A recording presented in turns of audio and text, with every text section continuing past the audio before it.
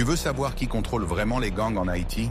Ce ne sont pas les jeunes qui tirent, mais les bourgeois qui payent. Et aujourd'hui, on va dévoiler le système.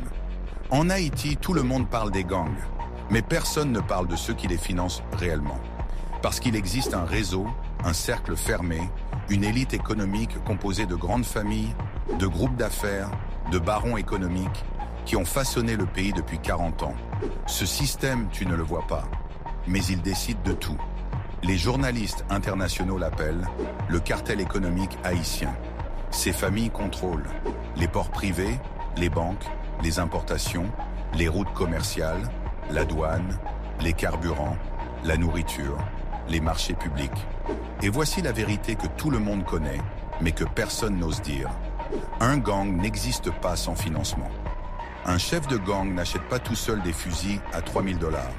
Les armes arrivent par les ports, et les ports appartiennent à des familles privées. Selon des rapports de l'ONU, de l'OEA et de plusieurs enquêtes internationales, certains groupes économiques, pas des individus isolés, ont financé des groupes armés pour protéger leurs intérêts, utilisé des gangs comme force parallèle, influencé des élections via la violence, payé des politiciens, contrôlé des quartiers stratégiques pour sécuriser des routes commerciales et même profité du chaos pour maintenir leur monopole. Ces groupes, dans les enquêtes internationales, sont classés selon 3 catégories. 1. Les grandes familles économiques traditionnelles, celles qui ont construit des empires dans importation, carburant, ciment, farine, supermarchés, télécom. 2.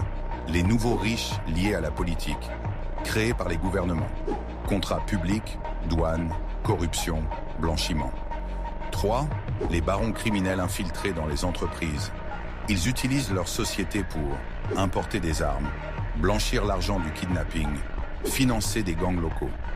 Dans plusieurs rapports, on voit la même phrase. Les gangs ne sont pas autonomes. Ils sont alimentés par des acteurs économiques et politiques. Pendant que le peuple souffre, que les jeunes meurent, que la capitale brûle, que la famine avance, ces groupes gagnent encore plus d'argent. Pourquoi? Parce que le chaos est leur business. Dans le chaos, il n'y a pas de contrôle fiscal, pas de concurrence, pas de justice, pas d'État. Le chaos, c'est leur richesse. La misère, c'est leur opportunité. La souffrance du peuple, c'est leur stratégie.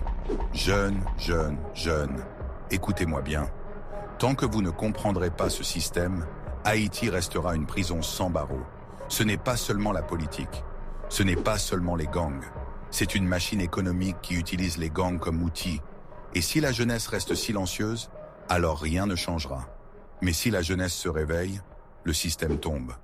Partage cette vidéo. Fais-la tourner partout. Commente. Je me réveille si tu refuses de rester prisonnier d'un système qui te détruit.